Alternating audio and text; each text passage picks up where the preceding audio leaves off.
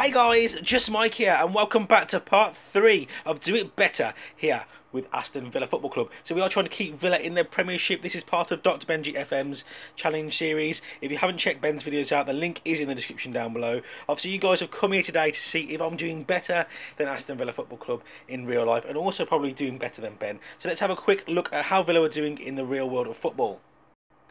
As you can see, Villa are sitting rock bottom of the table, 26 games in. This is as close as I can get to the table to where we are kind of in game at the moment. 3 wins, 7 draws and 16 losses, 20 goals, 46 goals conceded, a minus 26 goal difference and only 16 points. So let's delve into the world of Football Manager Touch, as that's what I'm playing on, and have a look at how I'm doing in game. So here we are, Aston Villa sitting 13th position, 26 games played, 7 wins, 8 draws and 11 losses, 35 goals scored, 43 conceded, that's a minus 8 goal difference, 29 points on the board, so doing much better than Aston Villa were doing in real life. And let's have a quick look into some of the news that happened while we was departed from each other, and actually have a look at some of the fixtures and see what's been going on in the world of Aston Villa Football Club. Let's get right into the transfer news. Matthew Flamini, I forgot to mention him last time. There he is. I bought him in on a free. Also bought in another goalkeeper in Marco Emilia from Chelsea on loan. Very well-rounded attributes. And you might be wondering why I've bought another goalkeeper, and as I already bought in Sam Johnstone, and that is actually because I managed to offload Brad Guzan to Fiorentina. Now, Brad Guzan probably was slightly better of a goalkeeper, but there wasn't really much in it, and I got quite a lot of money for him, £4.5 million. Very nice. We then bought in, some could say, I suppose, an ex-wonder kid in Stephen Defoe. Hopefully he can do a job in the central of midfield for me and defensive midfield. Also adds a little, I suppose, a different dimension to the team. Then I had to bring in another left back in Ashley Cole.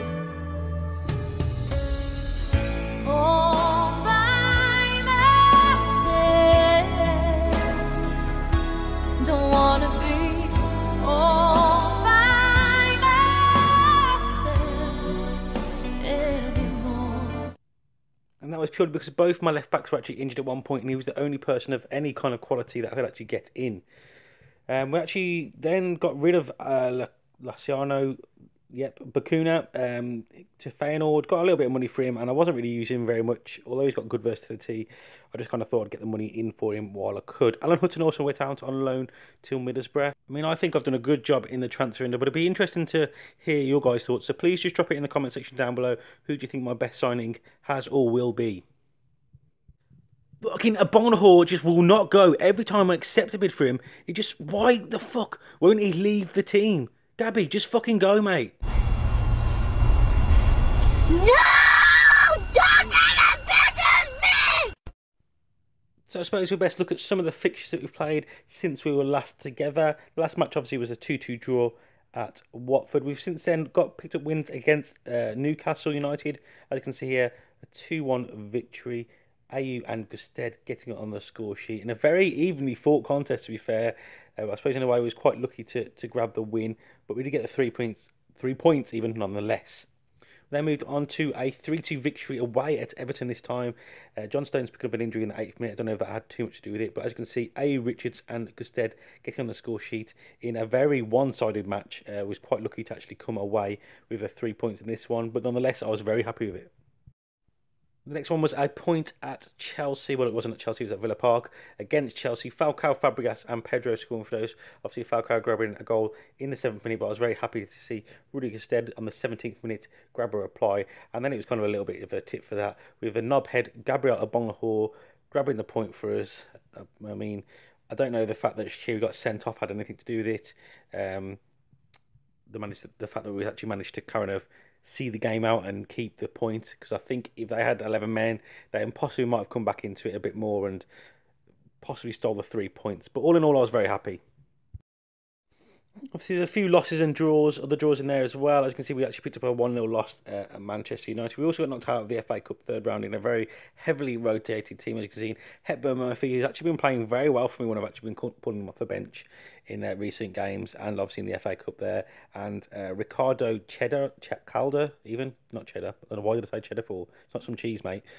Calder, I think his name is, getting on the score sheet. So it's pleasing to see some of the youngsters actually putting in a good performance, I suppose, in a way. But Preston just slightly too strong for us on the day. And then we'll draw at Tottenham. Another point for us there. West Ham, we did actually lose 2-1. And Jordan Ayew scoring in the 81st minute. To be fair, we didn't deserve a point or anything from that match at all. West Ham were in complete control from start to finish.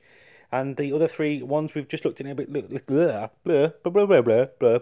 English, in a little bit more detail just recently, and I've completely lost my train of thought. And I probably should edit this bit out, but I probably won't. Let's have a look at the lineup for today's game.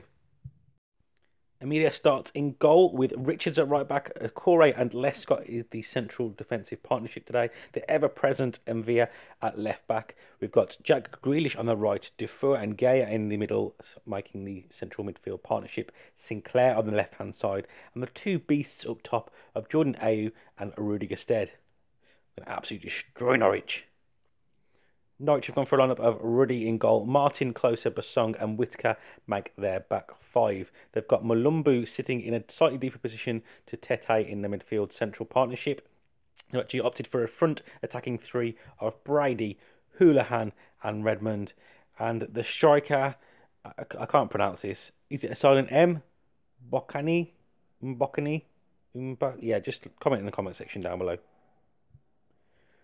Right, and let's hope we can get the 3 points here today. It's a very close game, this one's going to be, I reckon. And we do really need the 3 points there because Norwich are very close to us. And it's always kind of there in the back of my head that only, a few losses on the bounce and we could drop into the relegation battle. So let's hope for the 3 points today. Well, we've got the first highlight here, and Via on the left-hand side, Rudiger Stead plays it into the ball. He is actually cleared, though. Mulumbu now on the ball. Tete looks like it's actually going to be a highlight for Norwich. Redmond on the right-hand side. He's actually dispossessed, though. Well done there from Dufour. Lescott now picks up the ball. He's got a little bit of space and time. He actually finds Mvia on this left-hand side into Sinclair now. Sinclair to Gaya. He's played the ball out to Gusted. Gusted as well. Uses his strength. Plays it in. Jack Grealish at the back post. What a goal, my son. Take a bow. 1-0. Aston Villa. Jack Grealish with his second goal of the season. 8th minute in. Aston Villa 1, Norwich 0. That actually looked like a pretty well-worked goal there from Aston Villa. Rudiger Stead using his strength to kind of keep the ball away from possibly Russell Martin. Plays the ball into the back post. And what a goal. Should be in an art, piece of art, that is. An absolute beast. It should be in a museum. Look at that goal. What a finish from Jack Grealish. 1-0 Aston Villa. So Norwich are on the attack here. Hopefully they won't get an instant response as Russell Martin picks up the ball on the right side. Plays it into Houlihan. Houlihan into Brady. Brady into the unpronounceable number 9. And of course, because I just said I don't want an instant response. So, yeah, obviously my team just took that as lie back and let them shit all over you. Obviously the cameraman decided to take up an absolute prominent position here on the opposite side of the pitch to take note of this amazing goal, and the Norwich fans are going crazy. 1-1. Got the ball here. Ayew plays it. Oh no, he's dispossessed, but Richards actually picks the ball up. Grealish now plays the ball into the middle. Oh, Grealish turns provider this time as the roles are reversed. Rudiger Stead, 12th goal of the season, 13 minutes into the game, and it's Aston Villa 2, Norwich 1. Very well done by Richards there. Doesn't kind of let the ball kind of go out of play, and Grealish just turn provider, as I said this time, and Rudiger Stead just peels in front of his defender, and it's 2-1. 28 minutes in, very kind of fast-paced first half, I suppose you can say. 3 goals already in the game, and let's hope we can kind of keep this form going into the half-time. We don't want to concede a goal just yet, and we want to kind of go in at the break 2-1 up. Very happy with the performance so far. We've got a free kick in now. Grealish plays the ball in. It's kind of dealt with. Whittaker now plays the ball into number 9. Number 9 into Redmond. Redmond now to Mulumbu. They've got a lot of players over on this right-hand side, and we kind of need to get over there quickly. Brady now. Martin's kind of gone on. He has actually been found out by Mulumbu. Do not concede now. Do not concede. Oh, Houlihan, what a save. And, oh no, it doesn't come to nothing. Oh, my word. Whittaker now. Come on, we can't concede this close to half-time. Brady does well to skip past the player, but Grealish now picks up the ball as he is dispossessed by Dufour. Mulumbu now in the middle for Norwich even. Brady now. Oh, fuck no. Oh, what a save again. I mean, they're not beating us his near post. They have got a corner now. Can anything come from this corner? We need to just get rid of this ball ASAP. Do not... Oh, okay. I don't know what happened there. obviously the corner must have just come to nothing because there is no highlight. That was quite some nervy moments there. I honestly thought that they had two good opportunities, but Amelia standing tall and big, and it's kind of the reason why I've brought him in, I suppose. And now it is actually half time. Aston Villa 2, Norwich 1. Fairly happy with my performance. It does actually say on the stats there, I'm speaking very fast. It doesn't say that on the stats, I am just speaking very fast.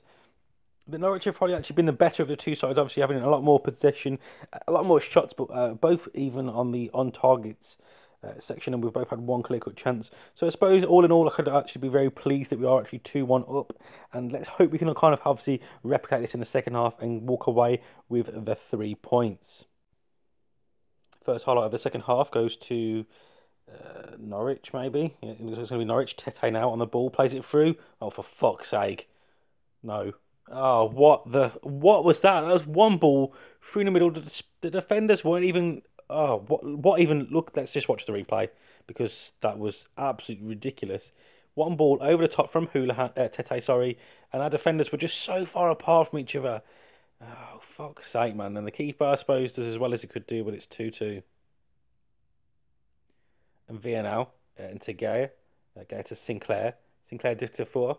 Dufour takes some time on the ball, plays it out. Lovely ball out to MV. Go on, knock in the summer middle. That was in a sentence. Knock it in the summer middle. Good English, mate. Good English. Brady now, please do not break on us. Please do not break on us. Redmond on the right hand side for Norwich. Norwich now play the ball into Houlihan. Houlihan to Brady, and of course 3-2 because I can't speak at the moment. Robbie Brady scored his 8th goal of the season. Norwich 3, Aston Villa 2.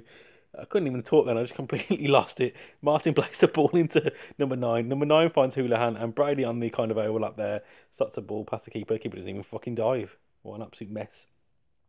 I think it's about time I bring on some substitutions here to kind of freshen things up, as I am actually going 3-2 down now. And I kind of lost my train of thought and not been able to speak English. Jordan Ayew not playing very well. I've only got Asharin that actually can kind of come on in his place. Asharin actually does play quite well up top, and I can actually play him as a trequartista, and he plays, he does a job anyway. It's not probably the best option on there. I'm just a bit stupid I didn't actually put a substitute striker on there. But he will do a job for me unless he's played there a few times. And I'm also going to bring on Andre Green as well.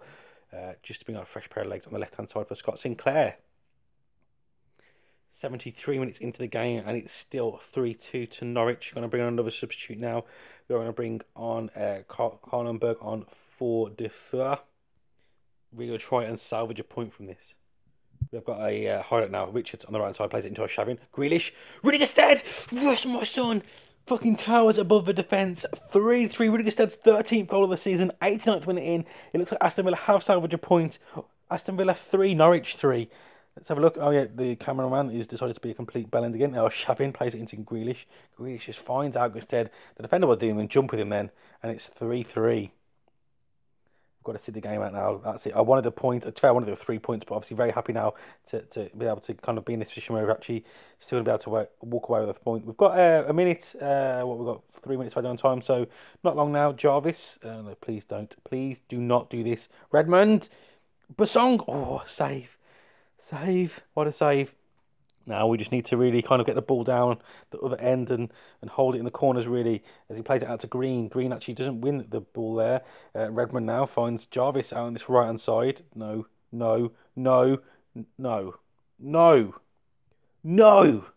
Why would you do that to me? 90th minute. Oh, for fuck's sake! There's no time. What can I do now? Jarvis, nice ball. Our defender doesn't kind of get over in time, and how did he even win that? What is even going on? Why? Why?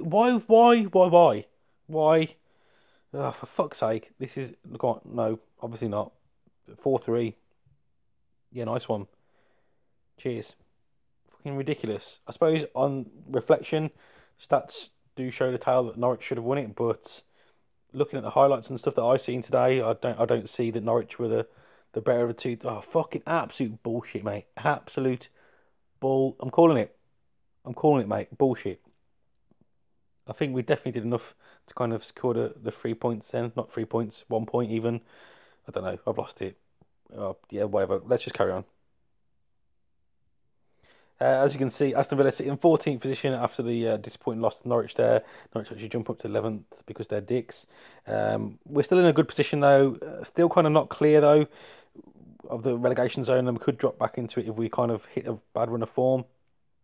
Kind of see though, let's have a look at the player stats here. We've actually got really good stead sitting in third place though, for top goal scorer with 13 goals, only one off Alexis Sanchez and Lukaku.